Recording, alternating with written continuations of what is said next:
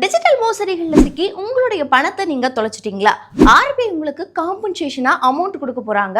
அது யார் யாருக்கு கொடுக்க போறாங்க, எவ்வளவு கொடுக்க போறாங்க, எப்படி கொடுக்க போறாங்க அப்படின்றத தான் நம்ம பார்க்க போறோம். இப்போ இருக்கக்கூடிய சிச்சுவேஷன்ல நிறைய டிஜிட்டல் மோசடிகள் அதிகரிச்சிருக்கு. இதனால மக்கள் அதிக அளவு பாதிக்கப்பட்டுக்கிட்டும் இருக்காங்க. ஸோ மக்களுக்கு ஒரு நிவாரணம் கொடுக்கணும் அப்படின்னு முடிவு பண்ணி தான் இப்போ ஆர்பிஐயும் அரசாங்கமும் டிஜிட்டல் ஃப்ராட் காம்பன்சேஷன் ஃப்ரேம்வொர்க் அப்படின்னு சொல்லக்கூடிய ஒரு திட்டத்தை எடுத்துட்டு வந்திருக்காங்க. ஸோ இது மூலியமா நீங்க டிஜிட்டல்ல மோசடிக்குள்ளாகிறீங்க அப்படின்னா இதுல வந்து 25,000 ரூபாய் வரலுமே உங்களால காம்பன்சேஷனா வாங்கிக்க முடியும். இதுலயுமே நிறைய விஷயங்களை சொல்லியிருக்காங்க.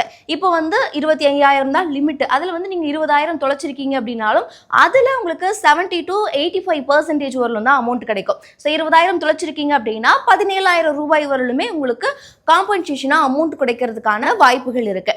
இதுவே நான் 50,000 வந்து மோசடி பண்ணிட்டாங்க, அப்போ அந்த அமௌண்ட் எனக்கு மொத்தமா கிடைக்குமான்னு கேட்டா அதுவும் கிடையாது. ஸோ அதுல வந்து 25,000 மட்டும் தான் கிடைக்கும். அந்த 25,000லையுமே 70 to 85% வரலும் தான் உங்களுக்கு அமௌண்ட் காம்பன்சேஷனா கிடைக்கும். இந்த காம்பன்சேஷன் வாங்குறதுலயுமே நிறைய ப்ரொசீஜர் இருக்கு. ஸோ நீங்க வந்து டிஜிட்டல்ல யூபிஐ மூலியமாவோ இல்ல வேற ஏதாவது டிரான்சாக்ஷன்லயோ வந்து மோசடி நடந்துருச்சு அப்படின்னா உடனடியா உங்களுடைய பேங்கோ இல்ல யூபிஐ ஆப் மூலியமா வந்துட்டு உங்களுடைய கம்ப்ளைண்ட்டை ஃபர்ஸ்ட் நீங்க சொல்லிடணும். ஸோ அது மூலியமா வந்துட்டு உங்ககிட்ட நிறைய டீடைல்ஸ்லாம் கலெக்ட் பண்ணி நீங்க சொல்லக்கூடிய அந்த மோசடி அப்படின்றது உண்மைதானா, இது வந்து யாராவது இந்த சம்பந்தப்பட்டு இருக்காங்களா, ஹேக் பண்ணிருக்காங்களா, இந்த மாதிரி டீடைல்ஸ் எல்லாத்தையுமே கலெக்ட் பண்ணி நீங்க சொல்லக்கூடிய குற்றச்சாட்டு உண்மையா இருக்கு அப்படின்ற பட்சத்துல உங்களுக்கான இந்த காம்பன்சேஷன் அப்படின்றது ஆர்பிஐ மூலியமா வங்கிகள்ல இருந்து உங்களுடைய அக்கௌண்ட்டுக்கே கிடைக்கும். சோ நீங்க கம்ப்ளைண்ட் பதிவு பண்ண 7 நாட்களுக்குள்ள பேங்க் சைட்ல இருந்து இதுக்கான ஆக்ஷன்ஸை எடுத்தாகணும். அப்படி இல்லை அப்படின்னா நீங்க பேங்க் மீது வந்துட்டு கம்ப்ளைண்ட்டும் பண்ணலாம். உங்களுக்கோ இல்லை உங்களுக்கு தெரிஞ்சவங்களுக்கோ இந்த மாதிரி மோசடிகளில் சிக்கியிருக்காங்க அப்படின்னா இந்த மெத்தடை நீங்கள் வந்து ஃபாலோ பண்ணலாம்.